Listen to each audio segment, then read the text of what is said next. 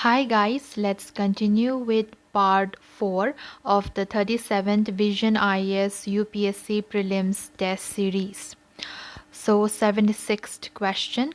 With reference to the Sannyasi Revolt during the British rule, consider the following statements. Number 1. It took place in and around the Awadh region in central India. Number 2. The immediate cause of the revolt was the restrictions imposed by the British upon pilgrims visiting holy places. Number 3. The novel Anand Math by Bankim Chandra Chattopadhyay is based on it. Which of the statements given above is or are correct? So the correct answer is B. That is 2 and 3.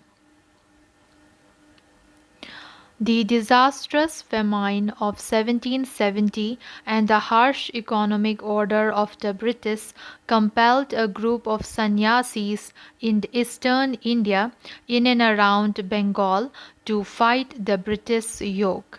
However, the immediate cause of the rebellion was the restrictions imposed by the British upon pilgrims visiting holy places among both Hindus and Muslims. Hence, statement 1 is not correct and statement 2 is correct. Originally, peasants, even some evicted from land, these sannyasis were joined by a large number of dispossessed small jamindars, disbanded soldiers, and rural poor. They raided company factories and the treasuries and fought the company's forces. It was only after a prolonged action that Warren Hastings could subdue the sannyasis. Equal participation of Hindus and Muslims characterized the uprising, sometimes referred to as the Fakir Rebellion. Majnum Shah or Majnu Shah, Chirang Ali, Musa Shah, Bhavani Pathak, and Devi Chaudhrani were important leaders. Devi Chaudhrani's participation recognizes the women's role in early resistances against the British. Anand Math, a semi-historical novel by Bankim Chandra Chattopadhyay, is based on the Sannyasi Revolt. Bankim Chandra also wrote a novel, Devi Chaudhrani, as he saw the importance of women to taking up the struggle against an alien rule that posed a threat to traditional Indian values. Hence, statement 3 is correct. So, statement 2 and 3 are correct. Now, let's come to question number 77. The Constitution of India provides governors of which of the following states shall have special responsibility for law and order? Number 1, Assam. Number 2, Mizoram. Number 3, Nagaland. Number 4, Arunachal Pradesh. Select the correct answer using the code given below. So the correct answer is C. That is 3 and 4. That is Nagaland and Arunachal Pradesh. Article 371A makes the following special provision for Nagaland. The Acts of Parliament relating to the following matters would not apply to Nagaland unless the State Legislative Assembly so decides. Number 1, rebellious or social practices of the Nagas. Number 2, Naga customary law and procedure. Number 3, administration of civil and criminal justice according to Naga customary law. And number 4, ownership and transfer of land and its resources. The governor of Nagaland shall have special responsibility for law and order in the state so long as internal disturbances caused by the hostile Nagas continue. This special responsibility of the governor shall ease when the president so directs. Under Article 371b, the President is empowered to provide for the creation of a committee of the Assam Legislative Assembly, consisting of the members elected from the tribal areas of the state. Article 371g specifies the following special provisions for Mizoram. The Acts of Parliament relating to the following matters would not apply to Mizoram unless the State Legislative Assembly so decides. Number 1. Religious or social practices of the Mizos. Number 2. Mizo customary law and procedure. Number 3. Administration of civil and criminal justice according to Mizo customary law and ownership and transfer of land. The Mizoram Legislative Assembly is to consist of not less than 40 members. Under Article 371H, the Governor of Arunachal Pradesh shall have special responsibility for law and order in the state. Hence, option C is the correct answer. Now let's come to question number 78. Which of the following are headed by Prime Minister? Number 1, National Board for Wildlife. Number 2, National Disaster Management Authority. Number 3, the Governing Council of Niti Aayog. Number 4, the Civil Services Board. Select the correct answer using the code given below. So the correct answer is A. A, that is 1, 2 and 3. National Board for Wildlife, National Disaster Management Authority and the Governing Council of Niti Aayog.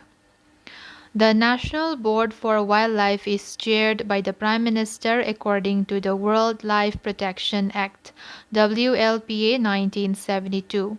The NBWL has 47. NBWL, that is National Board for Wildlife, has 47 members including the chairperson. Among these, 19 members are ex officio members under the provisions of the Wildlife Protection Act 1972 WLPA.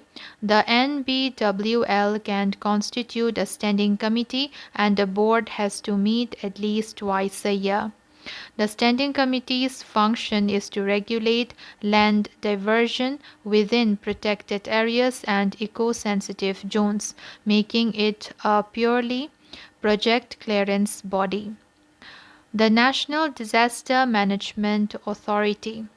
It has been constituted under the Disaster Management Act 2005, with the Prime Minister of India as its chairman, a vice chairman of the status of cabinet minister, and 8 members with the status of ministers of state.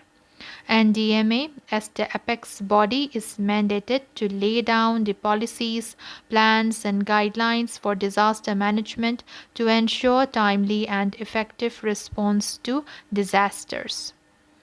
Next is National Institution for Transforming India, or Niti Aayog, was constituted in January 2015 to serve as the think tank of the Government of India with a cabinet resolution. The Governing Council of Niti Aayog comprises the following members. Number 1, Prime Minister as the chairperson. Number 2, ex officio members, vice chairman, and full-time members of Niti Aayog.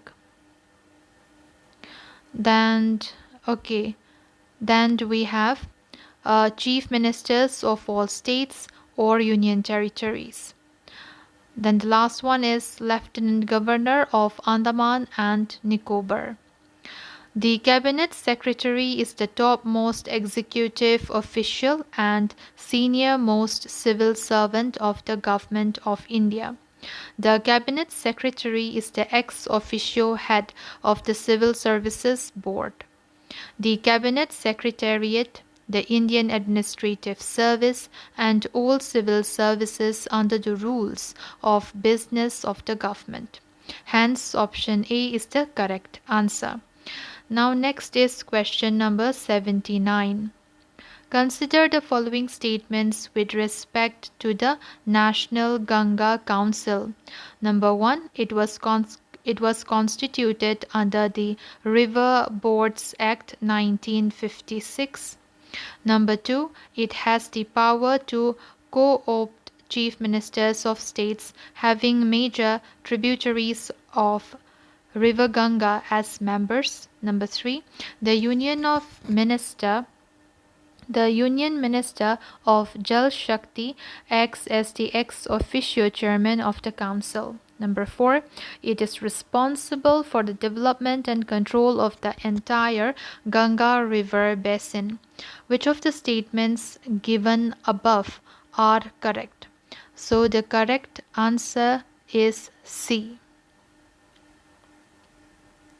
The correct answer is C, that is 2 and 4. The Environment Protection Act 1986 envisages 5-tier structure to take measures for prevention, control and abatement of environmental pollution in River Ganga. National Ganga Council under chairmanship of Prime Minister of India. Empowered Task Force ETF on River Ganga under chairmanship of Union Minister of Jal Shakti. National Mission for Clean Ganga NMCG, State Ganga Committees and District Ganga Committees in every specified district abutting River Ganga and its tributaries in the states. National Mission for Clean Ganga NMCG is registered as a society under the Societies Registration Act 1860.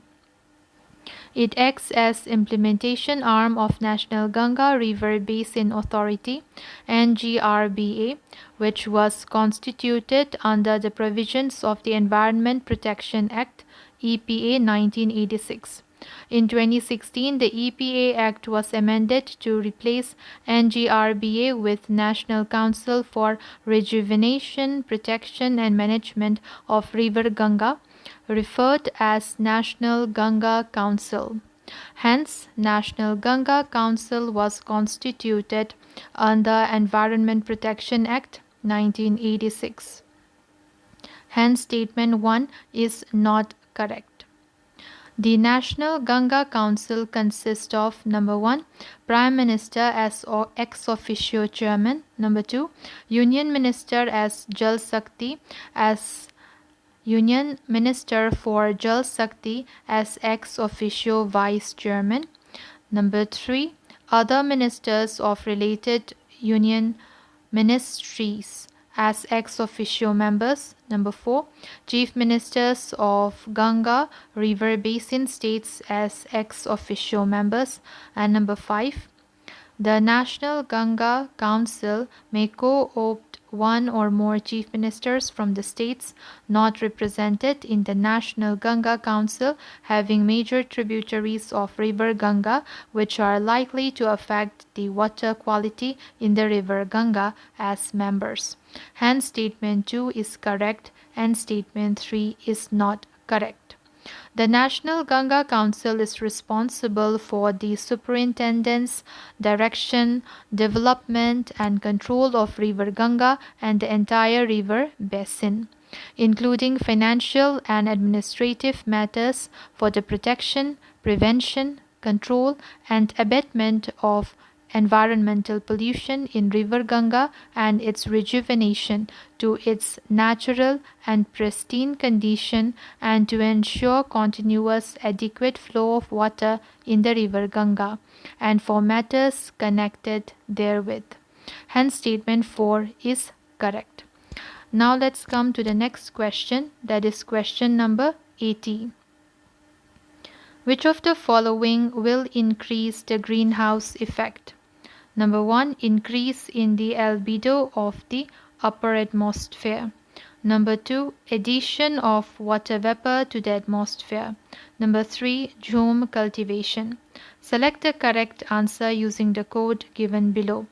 So the correct answer is A. The correct answer is A, that is 2 and 3. Addition of water vapor to the atmosphere and jhum cultivation. The greenhouse effect is the process that occurs when gases in Earth's atmosphere trap the sun's heat. This process makes Earth much warmer than it would be without any atmosphere. An increase in the albedo of the upper atmosphere reduces the mean atmospheric temperature, reducing the greenhouse effect. Hence, option 1 is not correct. Albedo is a measure of how much light that hits the surface is reflected without being absorbed. Addition of water vapor in the atmosphere leads to more trapping of solar radiation because water vapor is also a greenhouse gas. Hence option 2 is correct. Cloud formation. Clouds tend to increase the albedo or reflectivity of the atmosphere. It further reduces the amount of incident radiation on the Earth's surface, thus mitigating the greenhouse effect. Jhum cultivation, also known as the slash and burn agriculture, is the process of growing crops by first clearing the land of trees and vegetation and burning them thereafter. It leads to deforestation and a decrease in the overall carbon absorption by the trees. A higher concentration of greenhouse gases leads to the greenhouse effect. Hence, option 3 is correct. Now let's come to question number 81. Consider the following statements with reference to the National Commission for Minority Educational Institutions, NCMEI. Number 1.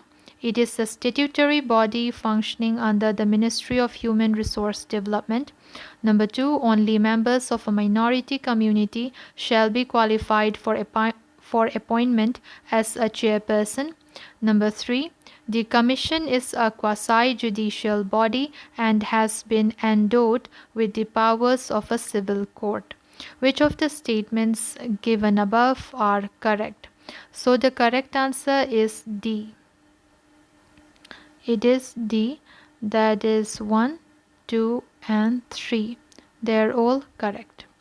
The National Commission for Minority Educational Institutions, NCMEI, was established through the promulgation of an ordinance which was replaced by NCMEI Act passed by the Parliament in December 2004. It functions under the Ministry of Human Resource Development, hence statement 1 is correct. The Commission shall consist of a chairperson and 3 members to be nominated by the central government. A person shall not be qualified for appointment as the chairperson unless he is a member of a minority community and has been a judge of a high court. A person shall not be qualified for appointment as a member unless he is a member of a minority community and is a person of eminence, ability and integrity. Hence, statement 2 is correct. The Commission is mandated to look into specific complaints regarding deprivation or violation of rights of minorities to establish and administer educational institutions of their choice. That is Article 30. This commission is a quasi-judicial body and has been endowed with the powers of a civil court. Hence, statement 3 is correct. The commission has three roles, namely adjudicatory functions, advisory functions, and recommendatory powers. Number 1. So far as affiliation of a minority educational institution to a university is concerned, the decision of the Commission would be final. Number 2. The Commission has powers to advise the central government on any state government on any question relating to the education of minorities that may be referred to it. Number 3. The Commission can make recommendations to the central government and the state governments regarding any matter which directly or indirectly deprives the minority community of their educational rights enshrined in Article 30. So the correct answer is D, that is 1, 2, and 3. Which of the following languages are mentioned in the 8th schedule of Indian Constitution? Number 1, Nepali. Number 2, Dogri. Number 3, English. Number 4, Sindhi. Number 5, Konkani. Number 6, Pali. Select the correct answer using the code given below. So the correct answer is A. A, that is 1, 2, 4 and 5 only.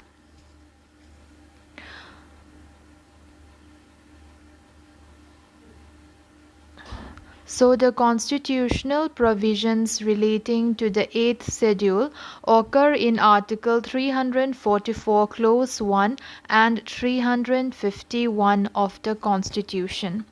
Article 344 Clause 1 provides for the constitution of a commission by the President, which shall consist of a chairman and such other members representing the different languages specified in the 8th schedule, to make recommendations to the President for the progressive use of Hindi for official purposes of the Union. Article 351 of the Constitution provides that it shall be the duty of the Union to promote the spread of the Hindi language. The 8th schedule to the Constitution consists of the following 22 languages: Assamese, Bengali, Gujarati, Hindi, Kannada, Kashmiri, Konkani, Malayalam, Manipuri, Marathi, Nepali, Oriya, Punjabi, Sanskrit, Sindhi, Tamil, Telugu, Urdu, Boro, Santhali, Maithili, and Dogri. Hence, option A is the correct answer. Of these languages, 14 were initially included in the Constitution. Sindhi language was added in 1967. Thereafter, 3 more languages, that is Konkani, Manipuri and Nepali, were included in 1992. Subsequently, Boro, Dogri, Maithili and Santhali were added in 2004. Now let's come to the next question, that is question number 83. Consider the following statements in the context of parallel government established in Tamluk during Quit India movement. Number 1. A parallel government set up in Tamluk was named as Jatia Sarkar. Number 2. It has a trained volunteer corps called Bhagini Sena and a women's volunteer corps called Vidyut Bahini. Number 3. Biplabi was its mouthpiece used for propaganda. Which of the statements given above is or are correct? So the correct answer is B. That is 1 and 3 are correct.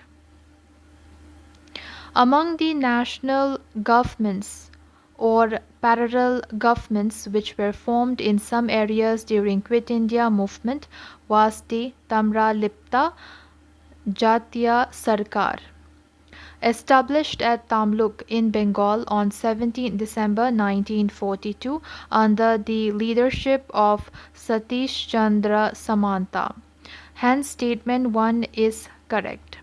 It was also announced on the day of establishment of Tamralipta Jatiya Sarkar that the national government would be established at the Thana level on 26 January 1943. So it will be established on 26 January 1943. A separate volunteer force consisting of young men was set up in Tamluk, Mahishadal, Sutahata, and Nandigram. This force was imparted special training in military warfare, guerrilla tactics, sudden attack, and self-defense. This militia was named as Vidyut Bahini. Subsequently, women volunteers were also recruited and they were given the name of Bhagini Sena. Hence statement 2 is not correct. The mouthpiece of the parallel government was Biplabi. Hence statement 3 is correct. The famous freedom fighter Sushil Kumar Dhara was the molder, founder and commander-in-chief of the Vidyut Bahini and Bhagini Sena. The national movement which functioned within the limits laid down by the Congress Committee kept on functioning till 8 August 1944. It was dissolved at the insistence of Gandhi. The next question is question number 84. Consider the following statements with respect to genetic makeup of human beings. Number 1. Mitochondrial DNA in a child is inherited exclusively from father, whereas nuclear DNA is inherited exclusively from mother. Number 2. In a three-parent baby, child's DNA has an equal proportion of DNA from each parent. Which of the statements given above is or are correct? So the correct answer is D. That is neither 1 nor 2. A chromosome is a DNA molecule with part or all of the genetic material of an organism. So a chromosome is a DNA molecule with part or all of the genetic material of an organism. Passed from parents to offspring, DNA contains the specific instructions that make each type of living creature unique. At conception, a person receives DNA from both the father and mother. We each have 23 pairs of chromosomes. Of each pair, one was received from the father and the one was received from the mother. These 23 pairs of chromosomes are known as nuclear DNA because, with the exception of red blood cells, they reside in the nucleus of every cell in our body. Mitochondrial DNA is the DNA located in mitochondria, cellular organelles within eukaryotic cells that convert chemical energy from food into a form that cells can use. Adenosine triphosphate (ATP). It is generally accepted that mitochondrial DNA is inherited from mother only in contrast with nuclear DNA which is inherited from both the parents. However, Recent studies suggest that it can be inherited from both the parents. Hence, statement 1 is not correct. Three-parent baby is a human offspring produced from the genetic material of one man and two women through the use of assisted reproductive technologies, specifically mitochondrial manipulation or replacement technologies and three-person in vitro fertilization, that is IVF. In three-parent procedure, a mother to be carrying faulty mitochondria can opt to have her nuclear DNA removed from her eggs and implanted into a donor egg carrying healthy mitochondria. The egg is then fertilized with sperm from the father before being implanted into the mother's uterus for pregnancy to continue as usual. The term three-parent baby slightly misleading as the baby does not have an equal proportion of DNA from each parent. Rather, the majority of the child's DNA is from his parents, with only a small fraction coming from the mitochondria of the donor egg or third parent. Hence, statement 2 is not correct. Now let's come to the next question, that is question number 85. Consider the following pairs: Carnatic War and Battle. Number 1. First Carnatic War, Battle of Umber. Number 2. Second Carnatic War, Battle of St. Thom. Number 3. Third Carnatic War, Battle of Windy Wash. Which of the pairs given above is or are correctly matched? The correct answer is B. The correct answer is B, that is 3 only. Carnatic was the name given by the Europeans to the Coromandel Coast and its hinterland. The First Carnatic War was an extension of the Anglo-French War in Europe, which was caused by the Austrian War of Succession. The First Carnatic War is remembered for the Battle of St. Thom in Madras. So the first one is wrong. First pair. So the First Carnatic War is remembered for the Battle of St. Thom in Madras, fought between the French forces and the forces of Anwaruddin, the Nawab of Carnatic, to whom the English appealed for help. The war ended in 1748 when the Treaty of Aix-la-Chapelle was signed, bringing the Austrian War of Succession to a conclusion. Hence, pair 1 is not correctly matched. The background for the Second Carnatic War was provided by rivalry in India. Dupleix, the French governor who had successfully led the French forces in the First Carnatic War, sought to increase his power and French political influence in southern India by interfering in local dynastic disputes to defeat the English. The French supported the claims of Muzaffar Jung and Chanda Sahib in the Deccan and Carnatic, respectively, while the English sided with Nasir Jung and Anwar Uddin. The combined armies of Muzaffar Jung, Chanda Sahib, and the French defeated and killed Anwaruddin at the Battle of Umber near Vellore in 1749. Muzaffar Jung became the Subedar of Deccan, and Dupleix was appointed governor of all the Mughal territories to the south of the river Krishna. Hence, pair 2 is not correctly matched. The Third Carnatic War started in the background of the 7-Year War, that is from 1756 to 63 in Europe, which started when Austria wanted to recover Silesia in 1756. The decisive battle of the Third Carnatic War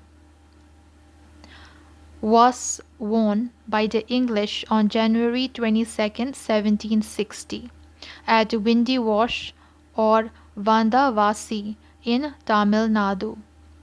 So General R. Coote of the English totally routed the French army under Count Thomas Arthur de Lally. Hence, pair 3 is correctly matched. Okay, so what happens is that the decisive battle of the Third Carnatic War was won by the English in January 22nd, 1760 at Windy Wash in Tamil Nadu. General Ari Coote of the English totally routed the French army under Count Thomas Arthur de Lally. Hence, pair 3 is correctly matched. Now let's come to the next question, that is question number 86. Consider the following statements with reference to Micro, Small and Medium Enterprises Development Act 2006. Number 1. Enterprises of the manufacturing sector are categorized into micro, small and medium enterprises based only on their investment in plant and machinery. Number 2. It does not cover the micro and small enterprise in the service sector. Which of the statements given above is or are correct? So the correct answer is D. That is neither 1 nor 2. The Micro, Small and Medium Enterprises Development (MSMED) Act was notified in 2006 to address policy issues affecting MSMEs as well as the coverage and investment ceiling of the sector. The Act provides the first ever legal framework for recognition of the concept of enterprise, which comprises both manufacturing and service entities. It defines medium enterprises for the first time and seeks to integrate the three tiers of these enterprises, namely micro, small, and medium. Hence, statement 2 is not correctly matched. Okay, so statement 2 is not correct. Okay. Recently, the central government has revised the definition of micro, small, and medium enterprises in accordance with the provision of Micro, Small, and Medium Enterprises Development Act (MSMED) Act 2006. Following is the criteria for the classification of micro, small, and medium enterprises for both manufacturing and service enterprises. So the first one is a micro enterprise, where the investment in plant and machinery or equipment does not exceed 1 crore rupees and turnover does not exceed 5 crore rupees. Number 2, a small enterprise, where the investment in plant and machinery or equipment does not exceed 10 crore rupees and turnover does not exceed 50 crore rupees. A medium enterprise. Okay, third one is a medium enterprise, where the investment in plant and machinery or equipment does not exceed 50 crore rupees and turnover does not exceed 250 crore rupees. Hence, under the new definition, the manufacturing enterprise is defined based on the criteria of investment in plant and machinery and annual turnover. Hence, statement 1 is not correct. While calculating the investment in plant and machinery, the cost of pollution control, research and development, industrial safety devices, and such other items as may be specified by notification shall be excluded. So this won't be excluded. While calculating the investment in plant and machinery, the cost of pollution control, research and development, industrial safety devices, and such other items as may be specified by notification shall be excluded. Okay, so now let's come to the next question, that is question number 87. Which of the following was or were the cause of the Great Bengal Famine of 1943? Number 1, scanty rainfall in the 1940s and a prolonged drought-like situation. Number 2, refugee influx from Burma. Number 3, hoarding and speculation of grains. Number 4, government's procurement policy for military requirements. Select the correct answer using the code given below. So the correct answer is C. Correct answer is C. That is 2, 3 and 4 only. The 1943 famine in Bengal, which killed up to 3 million people, was different from the other famines of the time, as it was highly the result of British government's policy failures. Hence, it can be rightly stated as a man-made famine. It is estimated to have caused over 3 million deaths. Instead of scanty rainfall, the region suffered a devastating Midnapore cyclone that destroyed the rice paddy stocks. Hence, statement 1 is not correct.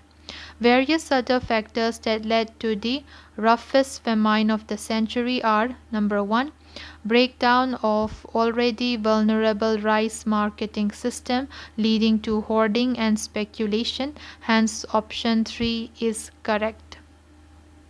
Number 2, government procurement policy that prioritized official and military requirements over the local needs. Hence, option 4 is correct. Number 3, refugee influx from Burma into Chittagong. Hence, option 2 is correct. Number 4, the disappearance of imported rice from Burma. Scorched earth policy is a military policy meant to deny access to anything that might be useful to the enemy. It was not used by British in India, but with the advancement of Japan into Southeast Asia and Burma, it was seen as a possible choice that the British would resort to. Now let's come to the next question, that is question number 88. Recently launched Decarbonizing Transport in India project is an initiative of: number A, Society of Indian Automobile Manufacturers; number B, Niti Aayog; number C, the Energy and Resources Institute; number D, Ministry of Road Transport and Highways.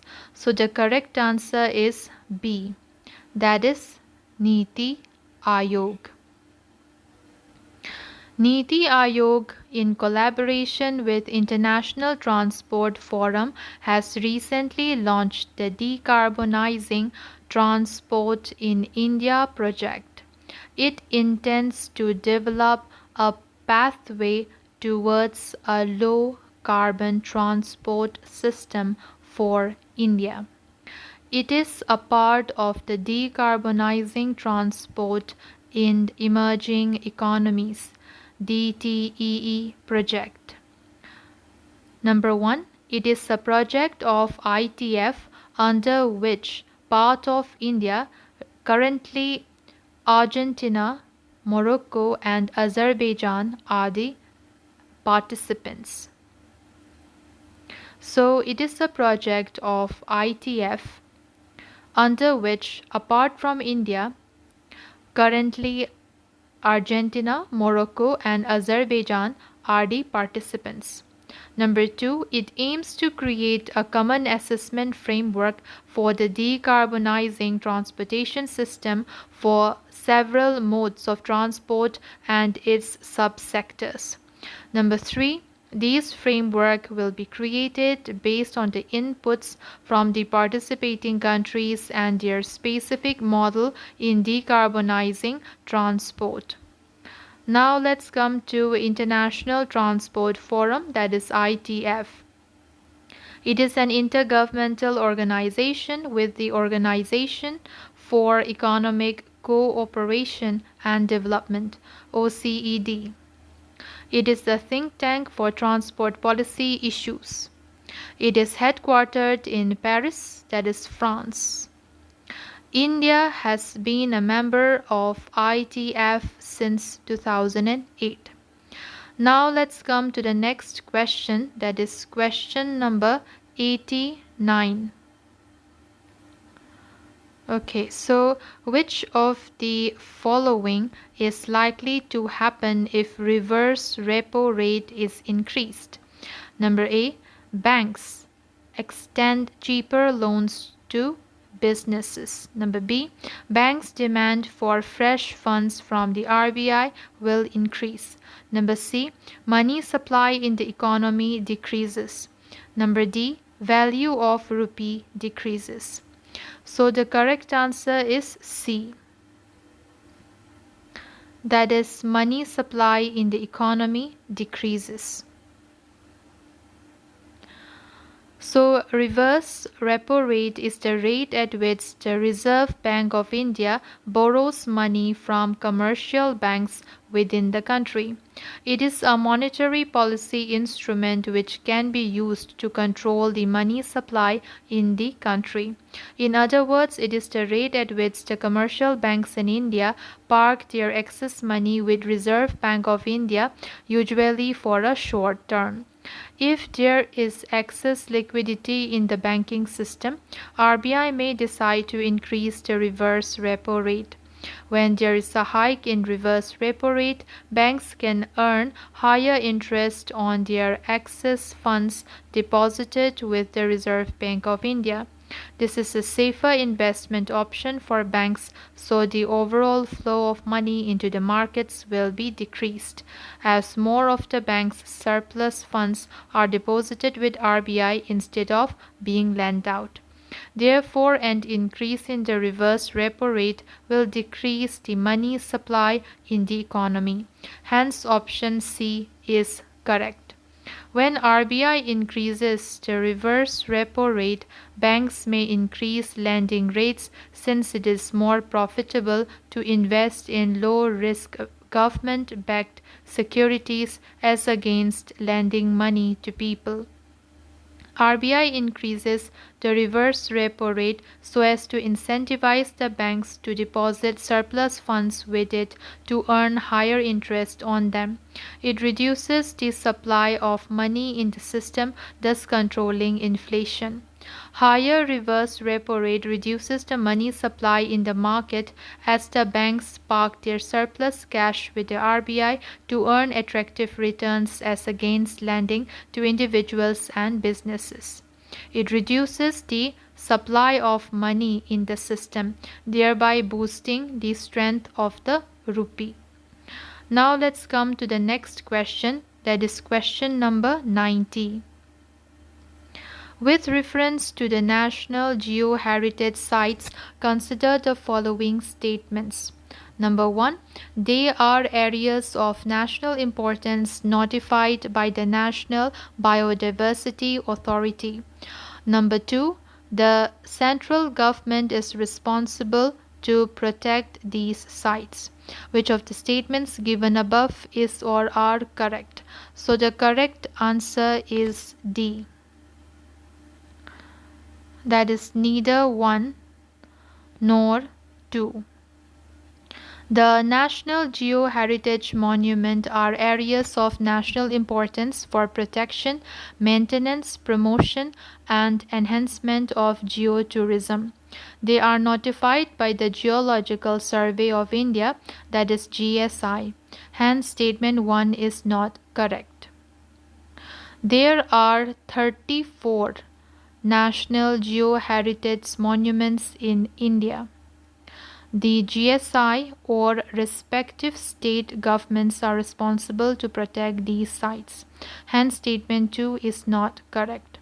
Some of the prominent sites are Lonar Lake, Shivalik Fossil Park, Peninsular peninsular genus of Lalbagh,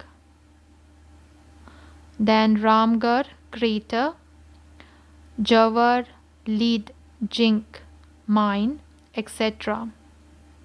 So some of the prominent sites are Lunar Lake, Shivalik Fossil Park, then we have Ramgarh crater, then Jawar lead zinc mine, etc. Recently, the Lonar Lake at Buldhana district had turned pink, which has raised various environmental concerns. Now let's come to question number 91. Which of the statements is not correct with respect to nominated members of Rajya Sabha? Number 1. They are not entitled to vote in the election of president but can vote in the election of vice president. Number 2. The anti-defection law is not applicable to nominated members. Number 3. They are exempted from filing assets and liabilities under Representation of Peoples Act 1951. Number 4. They can select any district from any state for implementation of works under MPLADS. Select the correct answer using the code given below. So the correct answer is A. Okay. The correct answer is A, that is 2 only. So it's asking about the incorrect statement. The incorrect statement is that the anti-defection law is not applicable to nominated members. So this is wrong. The President nominates 12 members to the Rajya Sabha from people who have special knowledge or practical experience in art, literature, science, and social service. The Electoral College for Vice President is different from Electoral College of the election of the President in the following 2 respects. The first one is that it consists of both elected and nominated members of the Parliament. In the case of President, only elected members are the only elected members are there. So for the Vice President, both elected and nominated members of the Parliament will be there, but for President only elected members will be there. Hence statement 1 is correct. It does not include, okay, for second point is that it does not include the members of the state legislative assemblies in the case of President. So okay, and in the case of President, the elected members of the state legislative assemblies are included. Okay, so Vice President, it does not include the members of the state legislative assemblies, but in the case of President, the elected members of the state legislative assemblies are included. A nominated member of Rajya Sabha has been exempted from filing his assets and liabilities under Section 75A of the Representation of the Peoples Act 1951, which requires the elected member to do so within 90 days of his making or subscribing oath or affirmation. Hence, statement 3 is correct. The nominated members of the Lok Sabha and Rajya Sabha may select any one or more districts from any one state in the country for implementation of their work, of their choice of work under the scheme. Hence, statement 4 is correct. Under anti-defection law, a nominated member of a house becomes disqualified for being a member of the house if he joins any political party after the expiry of 6 months from the date on which he takes his seat in the House. This means that he may join any political party within 6 months of taking his seat in the House without inviting this disqualification. Hence, statement 2 is not correct. So, our answer is A, that is 2 only. Now, let's come to the next question, that is question number 92. Consider the following statements. Number 1, imported LNG accounts for more than half of the country's natural gas consumption. Number 2, the India's gas exchange IGX allows trade in the only spot market for natural gas. Which of the statements given above is or are correct? The correct answer is A. That is 1 only. Natural gas is the cleanest fuel among the available fossil fuels. It is used as a feedstock in the manufacture of fertilizers, plastics, and other commercially important organic chemicals, as well as it is used as a fuel for electricity generation, heating purposes in industrial and commercial units. Natural gas is also used for cooking in domestic households and a transportation fuel for vehicles. India has been the world's fourth largest importer of liquefied natural gas, that is LNG, since 2011, gradually increasing LNG imports as the country's domestic natural gas production declined and domestic consumption increased. India's LNG import capacity more than doubled during the last 10 years. And the US Energy Information Administration EIA expects it to increase by a third in the next 3 years by 2023. India's LNG imports have grown from 31% of the country's natural gas supply in 2012 to more than 50% in 2019. The growth in India's LNG imports has been driven by declining domestic natural gas production and growing consumption, particularly in the industrial sector where natural gas is used in the production of fertilizer and city gas distribution network. India's domestic production of natural gas has experienced a steady decline during the same period. Hence, statement 1 is correct. Recently, India's first gas exchange, the Indian Gas Exchange IGX, was launched to facilitate transparent price discovery in natural gas and facilitate the growth of the share of natural gas in India's energy basket. The IGX is a digital trading platform that will allow buyers and sellers of natural gas to trade both in the spot market and in the forward market for imported natural gas across 3 hubs: Dahej and Hazira in Gujarat and Kakinada in Andhra Pradesh. Hence, statement 2 is not correct. Imported liquefied natural gas, that is LNG, will be regasified and sold to buyers through the exchange, removing the requirement for buyers and sellers to find each other.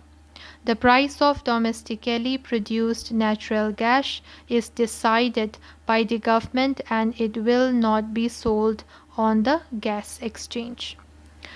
Now let's come to the next question, that is question number 93. The objective of the Government of India's initiative Swadesh is to, number A, increase the export of indigenous handloom products to rest of the world. Number B, conduct a skill mapping exercise of the Indian citizens returning from overseas under the Bande Bharat mission. Number C, identify young talent and strengthen research and development culture in Indian universities and colleges.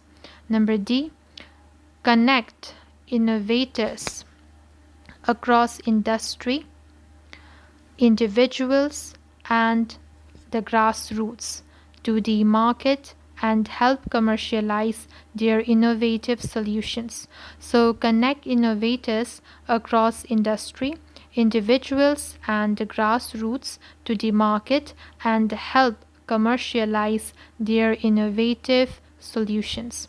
So, the correct answer is B. That is, conduct a skill mapping exercise of the Indian citizens returning from overseas under the Vande Bharat mission. The government recently launched a new initiative, that is Swadesh, to conduct a skill mapping exercise of the Indian citizens returning from overseas under the Vande Bharat mission. Swadesh Skilled Workers Arrival Database for Employment Support is aimed at making the best of skilled workforce returning to the country due to ongoing pandemic. Hence option B is the correct answer. This is a joint initiative of the Ministry of Skill Development and Entrepreneurship, the Ministry of Civil Aviation, and the Ministry of External Affairs. The collected information will be shared with the companies for suitable placement opportunities in the country. The returning citizens are required to fill up an online Swadesh Skills Card. The card will facilitate a strategic framework to provide the returning citizens with suitable employment opportunities through discussions with key stakeholders, including state governments, industry associations, and employers. Question number 94. Two rivers A and B are separated by a water divide, one side of which faces the windward side and receives more precipitation. Due to greater precipitation received by River A on account of being located on the windward side, it exhibits greater erosive power. River A thus gradually enlarges its area and eventually captures a stream flowing into River B.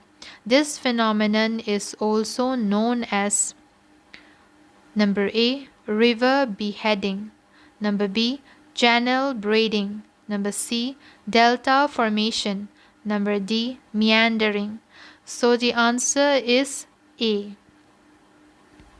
That is river beheading. Stream capture or river beheading, river capture, river piracy, or stream piracy is a geomorphological phenomenon occurring when a stream or a river drainage system or watershed is diverted from its own bed and flows instead down the bed of a neighboring stream. A stream that has lost part of its drainage is termed beheaded. Stream piracy is also called stream capture or river capture. In this case, River A captures stream which earlier was flowing into River B, but after the capture is draining into River A.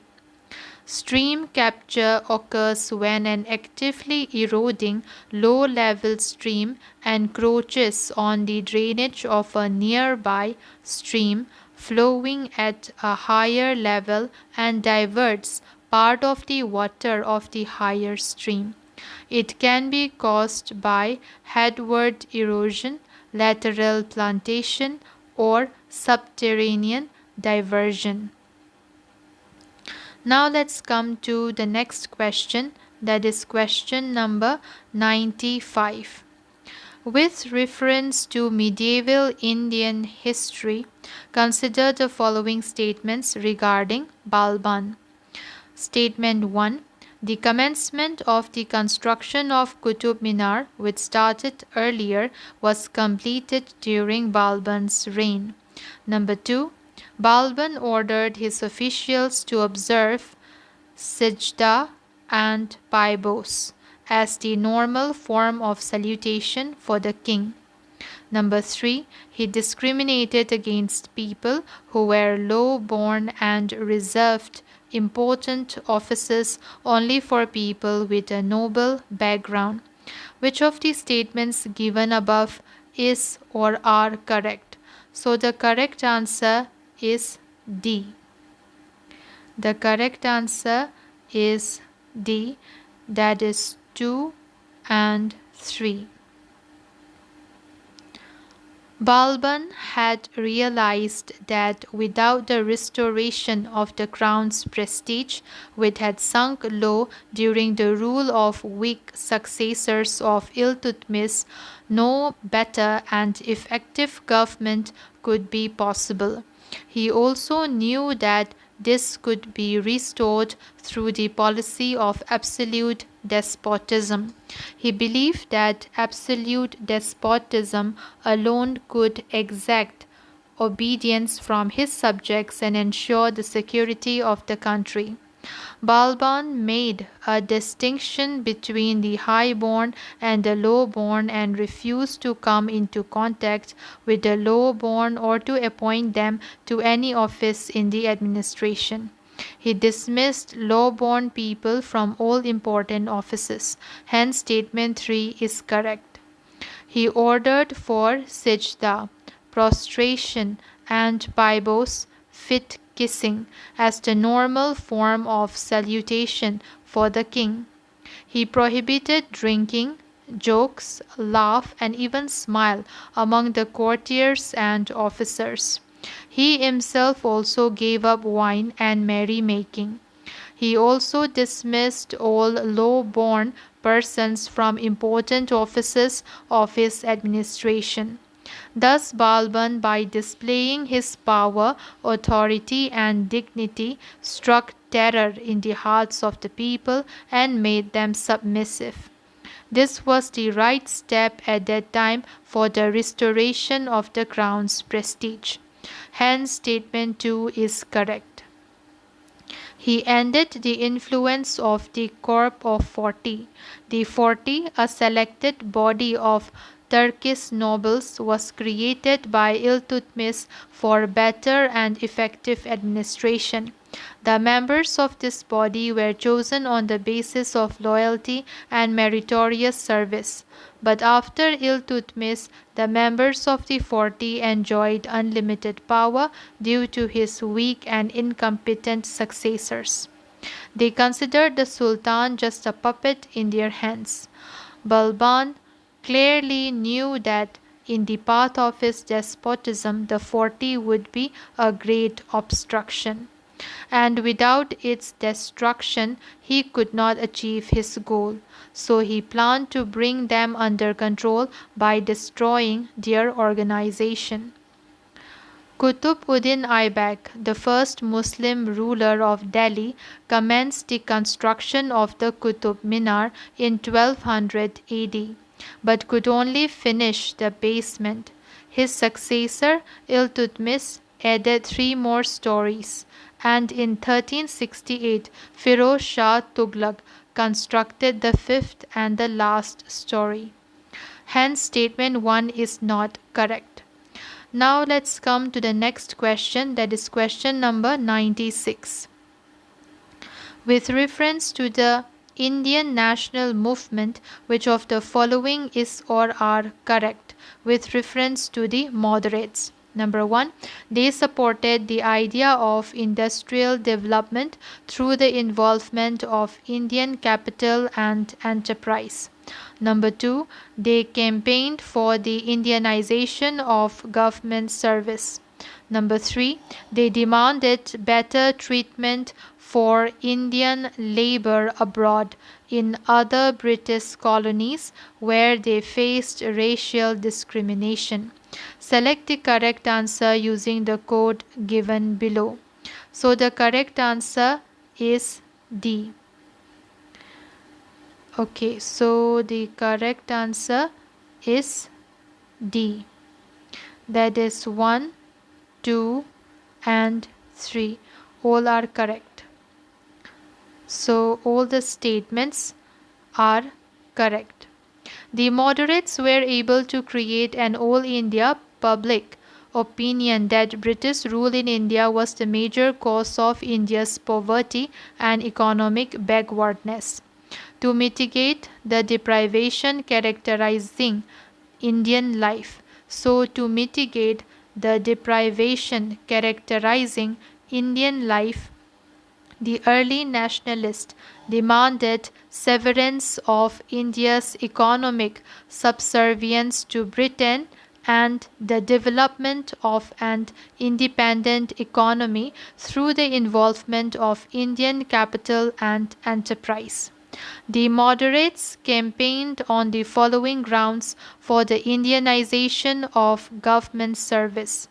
Number 1, on the economic grounds that British civil servants got very high emoluments while the inclusion of Indians would be more economical.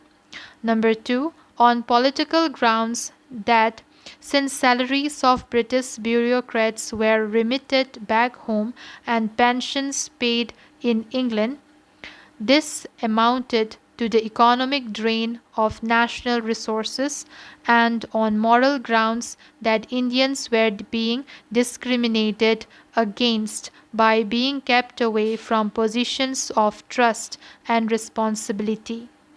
They campaigned to demand better treatment for Indian labour abroad in other British colonies, where they faced oppression and racial discrimination. Other demands of the moderates were: number 1, the plea for the extension of the Legislative Council that would lead to the popular control of the administration. Number 2, removal of restriction on freedom of the press and speech. Number 3, abolition of Arms Act which breaches the freedom of people. Number 4, the separation of the judiciary from the executive. Number 5, supported democracy and nationalism. Number 6, exploitative relation of the British could be exempted. Hence, all the statements are correct. Now, let's come to the next question, that is question number 97. Question number 97. Which of the following is or are the negative climate feedback? Number 1, increased cloud thickness. Number 2, ocean warming. Number 3, melting of glacial ice. Select the correct answer using the code given below. So the correct answer is C. That is 1 only. That is increased cloud thickness. Feedback loops come in two flavors, that is positive and negative. The negative feedback loop reduces the effect of change and helps maintain balance. A positive feedback loop increases the effect of the change and produces instability. In this case, the positive and negative naming of the loops does not indicate whether the feedback is good or bad. In climate change, a feedback loop is something that speeds up or slows down a warming trend. Positive feedback accelerates a temperature rise, whereas negative feedback slows it down. Climate feedbacks are the processes that can either amplify or diminish the effects of climate forcings. Some of the feedbacks are as follows. The first one is cloud cover. The increased cloud thickness or amount could reduce incoming solar radiation and limit warming. Thick, low clouds would have a stronger ability to block sunlight than extensive, high type clouds, like example cirrus clouds. So it is negative feedback. Now let's come to ocean warming. The oceans are an important sink for CO2, that is carbon dioxide, through the absorption of the gas into the water surface. As CO2 increases, it increases the warming potential of the atmosphere. If air temperatures warm, it should warm the ocean. So if air temperature is warm, then it should warm the oceans. The ability of the ocean to remove CO2 from the atmosphere decreases with increasing temperature. Because of this, increasing CO2 in the atmosphere could have effects that actually intensify the increase in CO2 in the atmosphere. Therefore, it is positive feedback. Now, next one is melting of glacial ice. Because ice is light colored and reflective, a large proportion of the sunlight that hits it is bounced back to space, which limits the amount of warming it causes. But as the world gets hotter, ice melts, revealing the darker colored land or water below. The result is that more of the sun's energy is absorbed, leading to more warming, which in turn leads to more ice melting, and so on. Hence, it is positive feedback. Now, let's come to question number 98. In the 18th century, Shah Alam II ascended the Mughal throne and ruled for more than 40 years, the third Mughal emperor to have reigned for more than 4 decades after Akbar and Aurangzeb. Which of the following events took place during his reign? Number 1. The decisive Battle of Plassey against the East India Company. Number 2. Nadir Shah's invasion of India. Number 3. Granting of the revenue collecting rights from Bengal, Bihar and Orissa to the East India Company. Select the correct answer using the code given below. So the correct answer is B. That is 3 only. The reign of Shah Alam II, that is from 1759 to 1806, saw 2 decisive battles. That is the Third Battle of Panipat at 1761 and the Battle of Buxar 1764. The Battle of Plassey was fought in 1757. Alamgarh II was the Mughal conqueror. The Alamgarh II was the Mughal emperor at the time. Hence, statement 1 is not correct. In 1765, according to the terms of the Treaty of Allahabad, August 1765, he was taken under the East India Company's protection and resided in Allahabad. He also issued a farman granting the company in perpetuity the Diwani. Okay, so he also issued a farman granting to the company in perpetuity the Diwan, that is the right to collect revenue of Bengal, Bihar and Orissa. Hence, statement 3 is correct. In 1772, the Marathas took him to Delhi, where he lived till 1803. In 1803, he again accepted the protection of the English after the defeat of Daulat Rao Scindia by the English. Afterwards, the Mughal emperors became the pensioners of the English.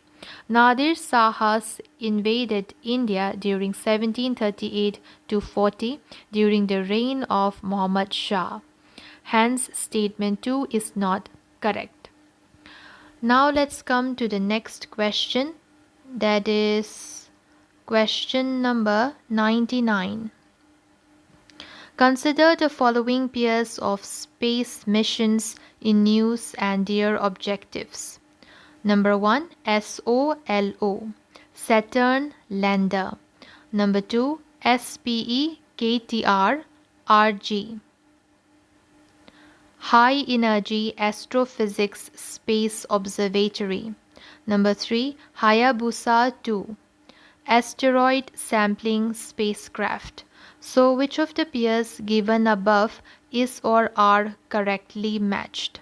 So, the correct answer is B, that is 2 and 3 only. Solar Orbiter is a solar probe. So, the Solar Orbiter is SOLO, is a solar probe developed by European Space Agency intended to brave the fierce heat and carry its telescope to 42 million kilometers to the Sun, nearly 1/4 of the Earth's distance from the Sun, where sunlight will be 13 times more intense than satellites in the vicinity of the Earth feel it. The spacecraft must also endure powerful bursts of atomic particles from explosions in the solar atmosphere. Hence, pair 1 is not correctly matched. SPEKTR RG is a Russian-German high-energy astrophysics space observatory launched recently. It was intended to replace the Specker R, known as the Russian Hubble, which Roscosmos said it lost control of in January. So Specker R was launched in 2011 to observe black holes, neutron stars, and magnetic fields. Its successor will take up similar duties. Hence, pair 2 is correctly matched. Hayabusa 2 is a Japanese mission launched in December 2014 on a 6-year mission to study the asteroid Ryugu and to collect samples to bring to Earth for analysis. The spacecraft deployed 2 rovers and a small lander onto the surface. Hayabusa 2 fired an impactor into the asteroid in February 2019 to create an artificial crater.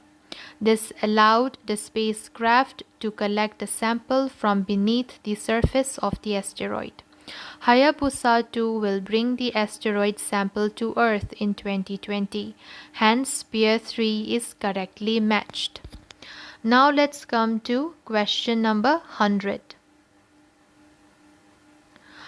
Ambarnaya River, recently seen in the news in the context of a major oil spill, is located in number A, Russia, number B, Greenland, number C, Kazakhstan, number D, Australia. So the correct answer is A, that is Russia. Diesel oil from a huge spill in Russia's Arctic North has polluted a large freshwater lake, and there is a risk it could spread into the Arctic Ocean. It is the worst accident of its kind in modern times in Russia's Arctic region. So far, about 21,000 tons have contaminated the Ambarnaya River and surrounding subsoil. The Ambarnaya is a river in Siberia that flows in a northerly direction into Lake Byazino. Investigators believe the storage tank near Norilsk sank because of melting permafrost, which weakened its supports. The Arctic has had weeks of unusually warm weather, probably a symptom of global warming. Lake Piacino serves as the basin for the Piacina River, which flows to the Kara Sea, part of the Arctic Ocean. From October to June, that river is usually ice-bound. Permafrost is composed of rock, soil, sediments, and varying amounts of ice that bind elements together. Some permafrost is frozen for tens, hundreds, or even thousands of years. The most toxic components of diesel fuel are light aromatics, that is, benzene, toluene, ethylbenzene, and xylene, which in significant quantities will nevertheless dissolve in water and can in no way be collected. So the answer for 100 question number 100 is A, that is Russia. So that's all guys. See you in my next video. Bye.